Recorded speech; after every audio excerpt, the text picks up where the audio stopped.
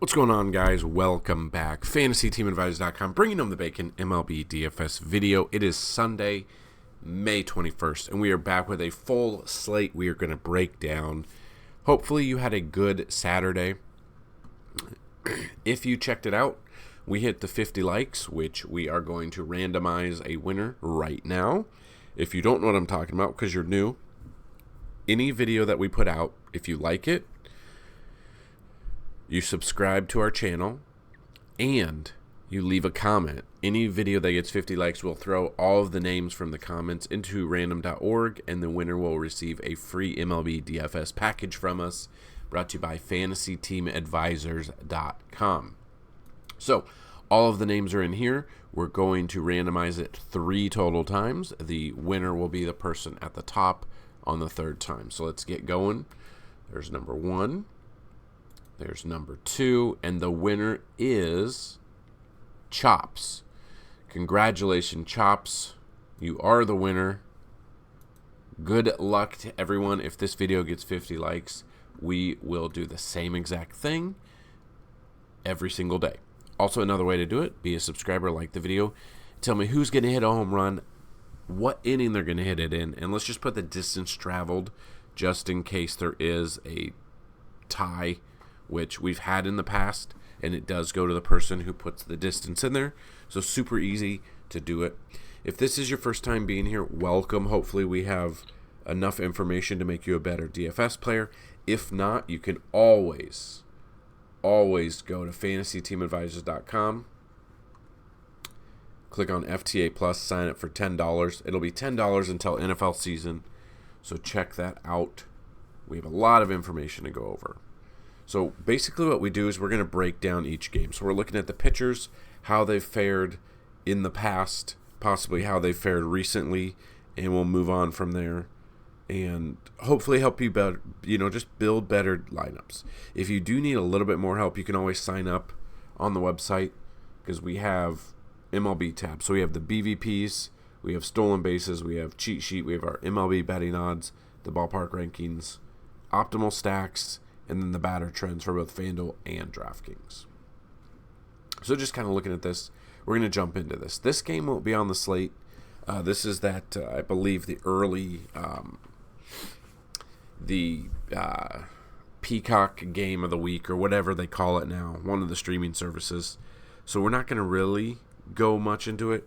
It is 2 hours before first pitch on the normal slate, so kind of get screwed if you take some and then you have to go through and redo all of them. So just kind of look at this. Severino, if you are playing like an early only, or you are playing like the single game slate, I don't know if this is on there, but looking at it, Severino making his debut for the year.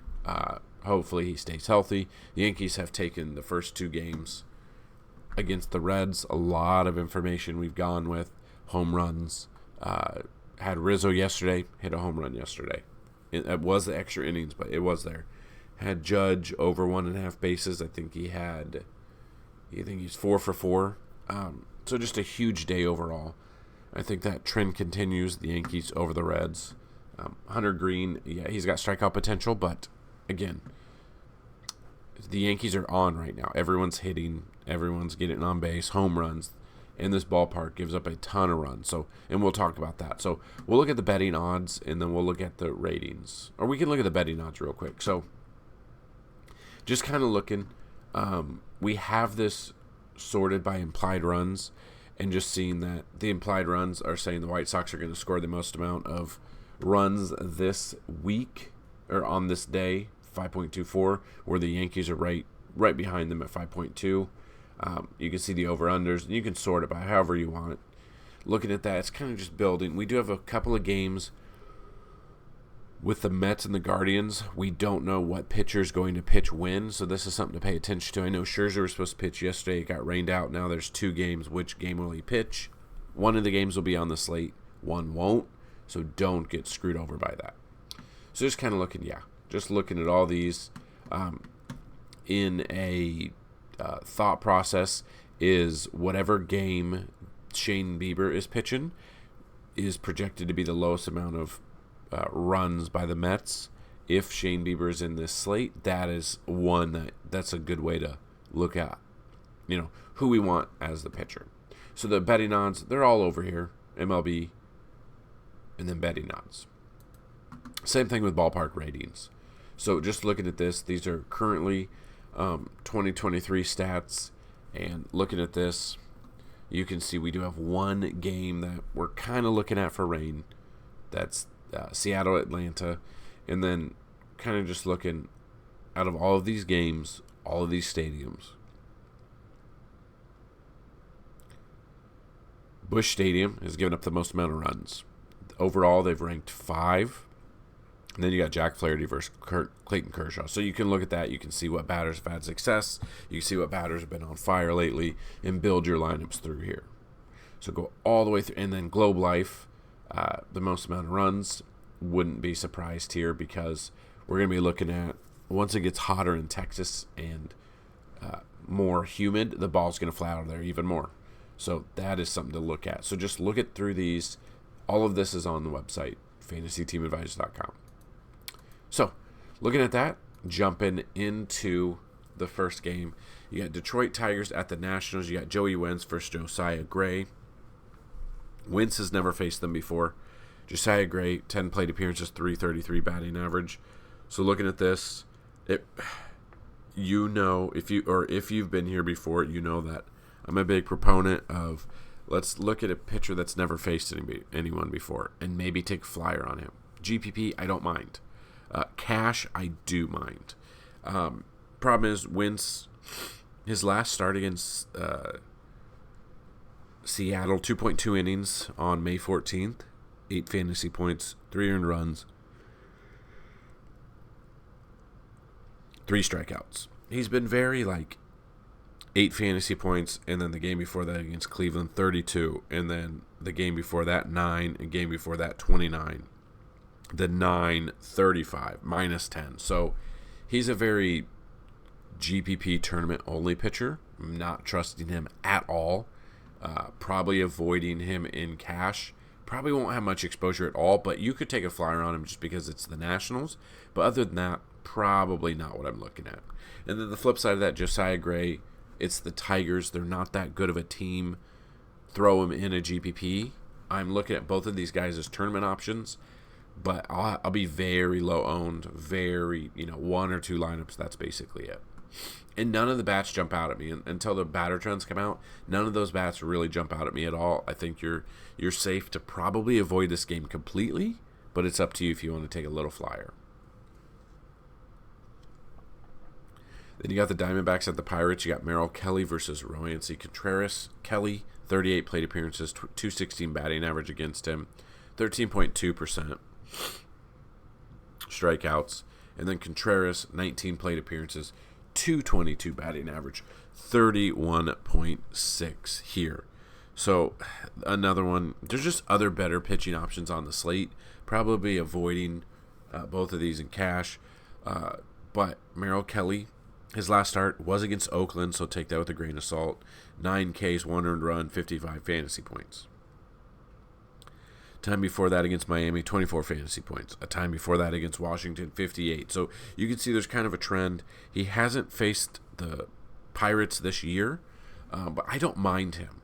I really don't mind him at all today. Contreras, I'm probably not taking. Probably looking at some Diamondbacks bats. And these bats, again, they're part of the batter trend, so it will really depend on the trends that have come out, who's had success, who has not had success. In here, Pavin Smith over. Yeah, there's not much. The numbers aren't bad. There's not much going on. Ketel Marte's 2 for 3, 2 doubles. Basically it. Everyone else, Gurriel's had 1 double. Other than that, no extra base hits. Other strikeouts as well. So probably both of these pitchers I don't mind in GPP. I wouldn't be taking in cash though. That's for sure. And then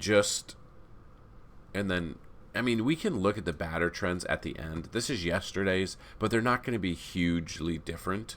And you can see you got the batters, the price, their position, which they bat.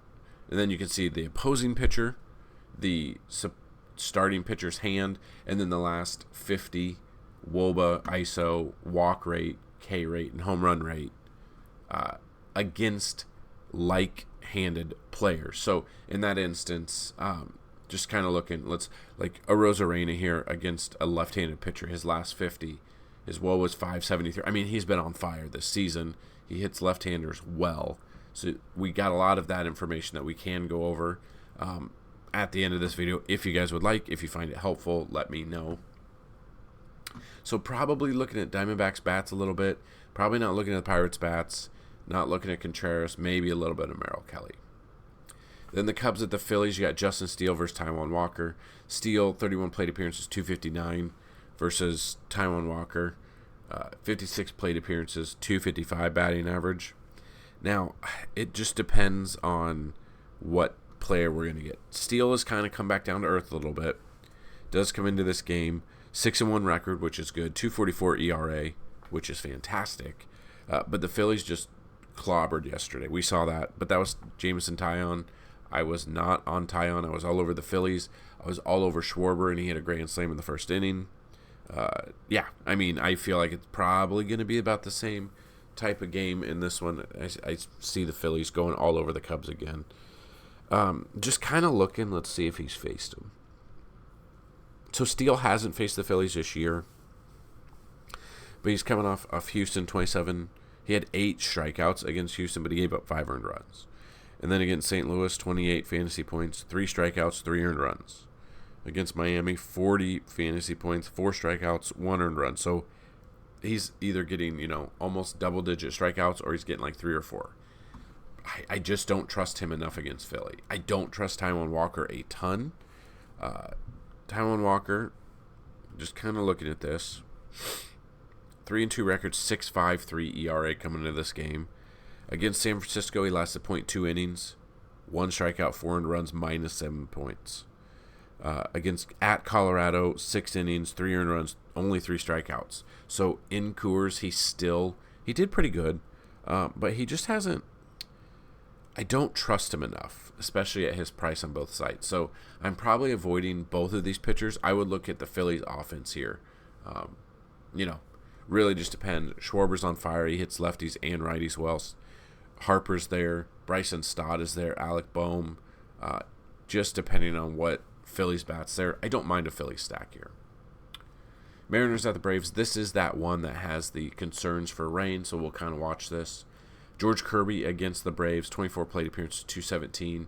And then Jared Schuster's never faced them before. I don't mind either of these guys in GPP. I'm not looking in cash. So I will take some GPP here, but I'll probably be avoiding this game in cash because I just don't know how the weather's going to shake out. So if anyone is in the Atlanta area and you can kind of give us some information on, what the weather looks like, do you think the game will get played? Let us know down below. Would be very, very helpful for everybody. Orioles at the Blue Jays. You got Dean Kramer versus Kevin Gausman. Kramer, 105 plate appearances, 247 batting average, 11.4 K percentage. And then Gausman, 88 plate appearances, 360 batting average against him.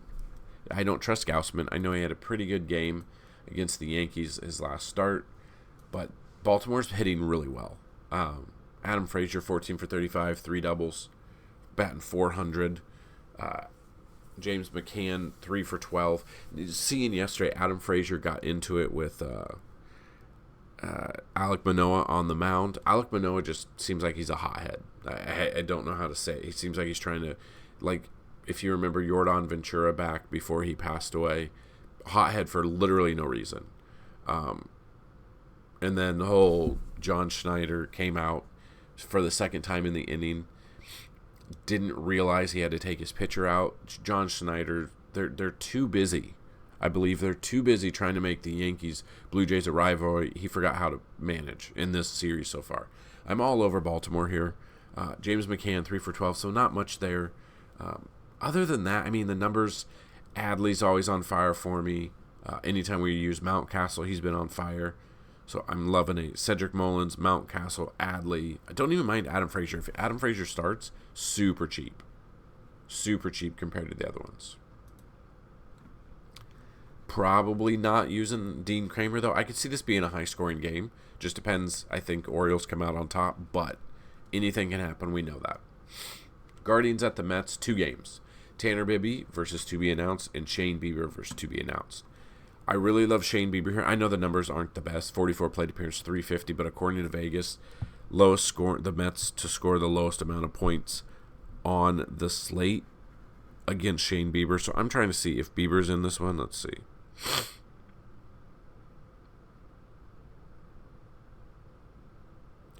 So currently these games, this must be the Sunday night, or is this the Sunday night baseball game? Let's check it out. Hold on.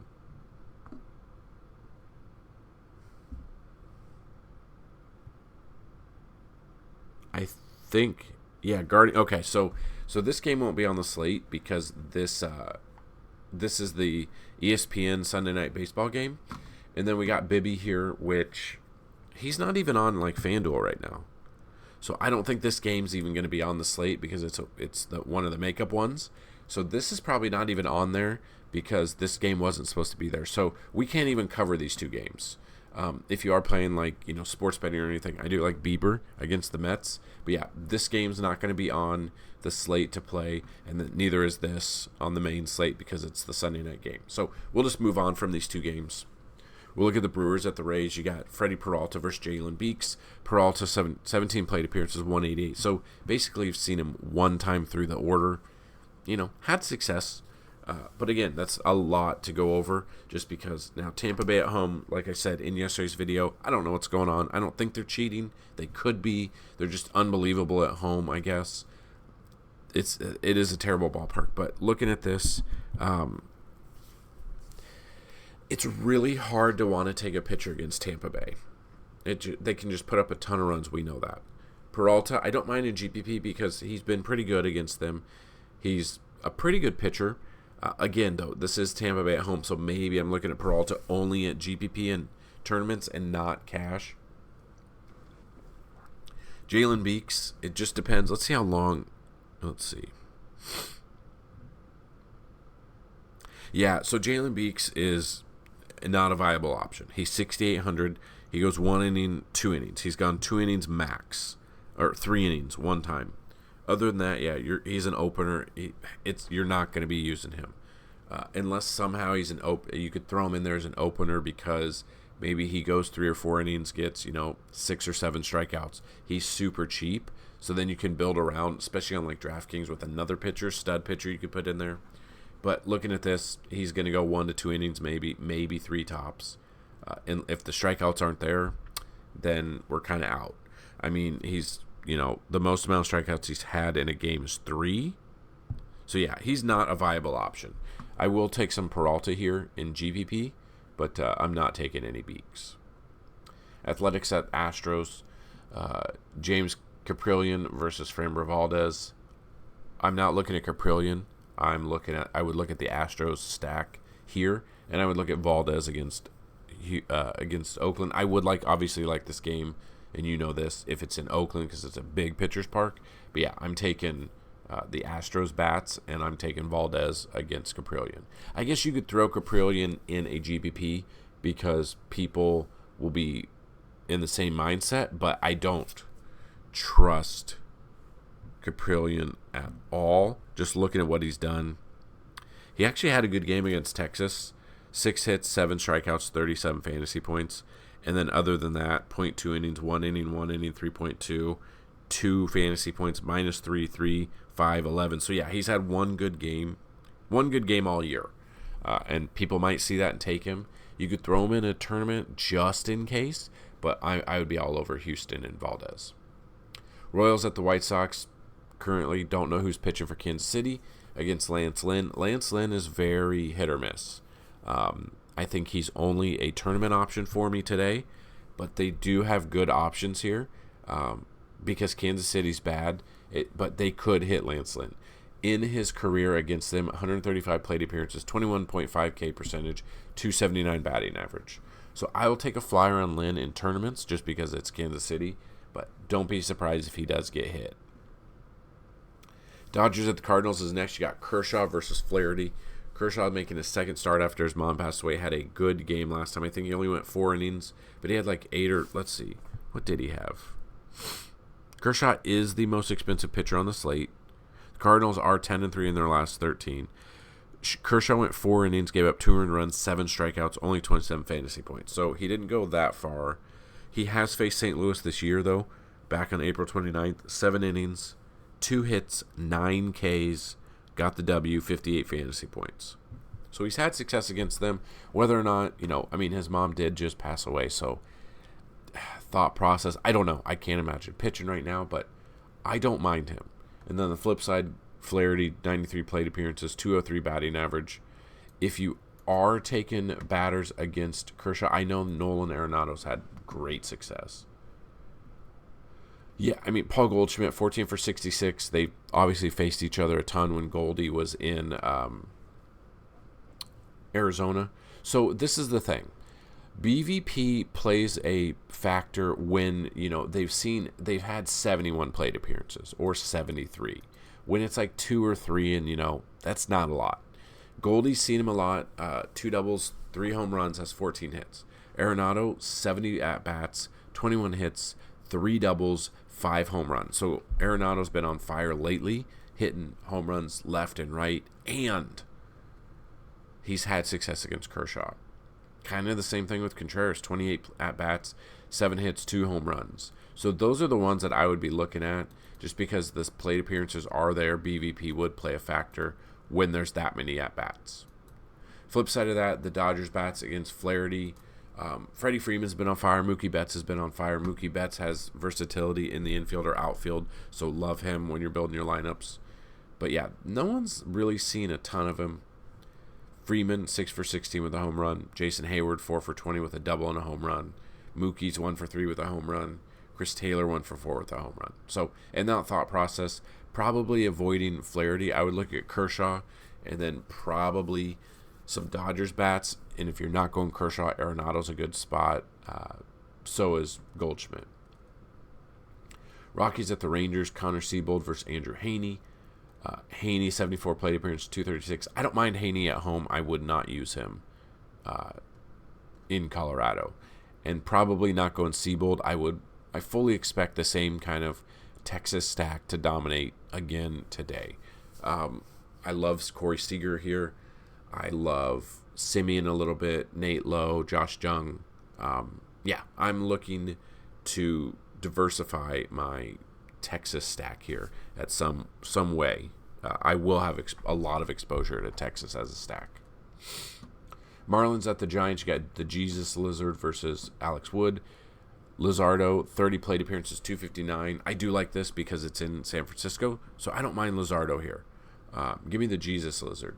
I don't mind Alex Wood either at home. I think this could be a low-scoring game. I think we could take advantage of that. I like both of these pitchers. I think both are probably more tournament options, though, but, still options. Twins at the Angels is next. You got Pablo Lopez versus Ohtani. Lopez, only 12 plate appearances, .83. I don't mind him. I kind of like him. Ohtani, 33 plate appearances, 154. I think both of these pitchers are tournament or cash options. I don't mind either of them. Probably, obviously, lean a little bit more towards Ohtani just because of how good he is. Let's see how his price. Let's see.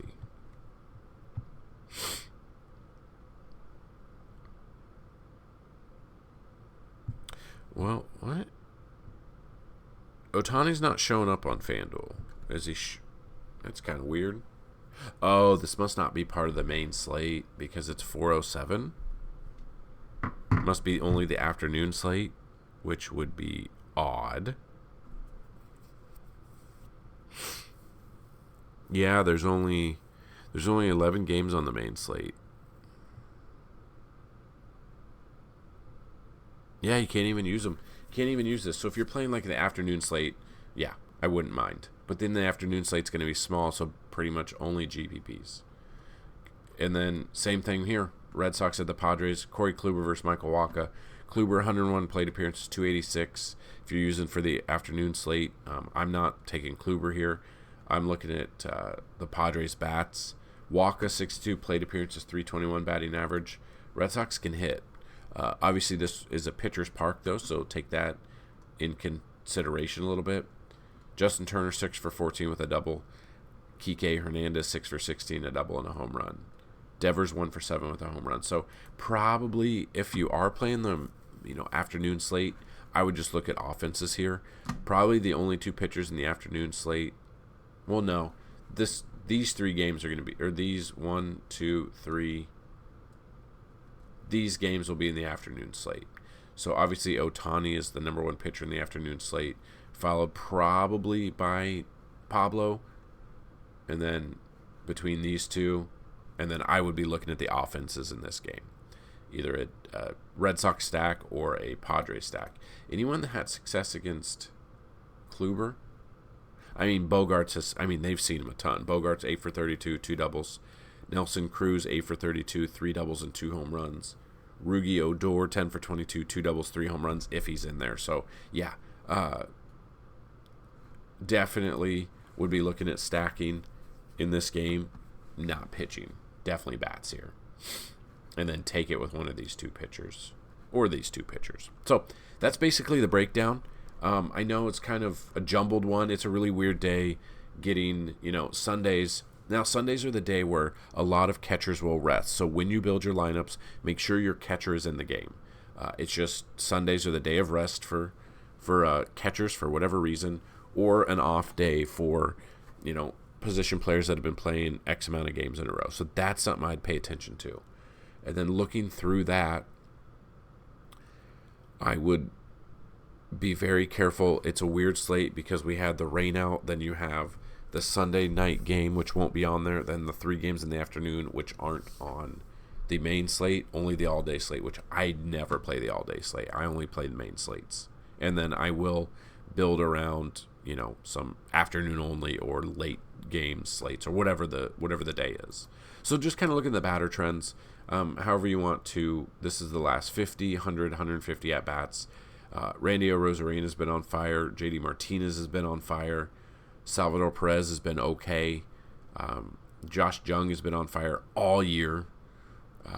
Goldie's been on fire. So you can look at this. This is part of the premium content, FantasyTeamAdvisors.com. This is yesterday's. It will be updated, obviously, with today's. But you can kind of see how to sort it through the last 100 at-bats, 150 at-bats. So Aaron Judge, this is just yesterday, but Aaron Judge against Luke Weaver, who's a right-handed pitcher, his last 150 plate appearances, a 451 WOBA, 325 ISO, 173 walk rate, 313 K percentage, and .067 home run percentage. Now, the one you want to really focus on is WOBA and ISO.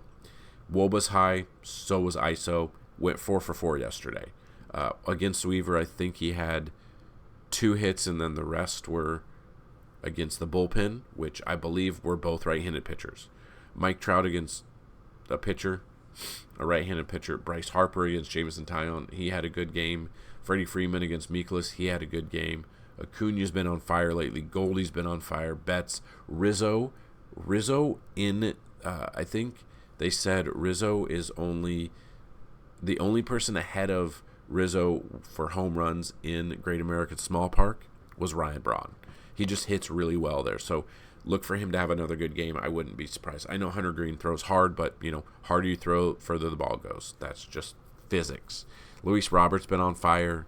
Ohtani was pitching today. So a lot of good information on the website. So if you have any questions, comments, concerns, go to FantasyTeamAdvisors.com. Check us out. We'll be there every day bringing you content. And just get ready, because once football season goes, we have a ton of information for football. So trying to build that up, trying to get that 10,000 subscriber mark on Twitter and here on YouTube. So any little bit helps. So good luck on today's slate, guys. Let's bring home some bacon. Peace.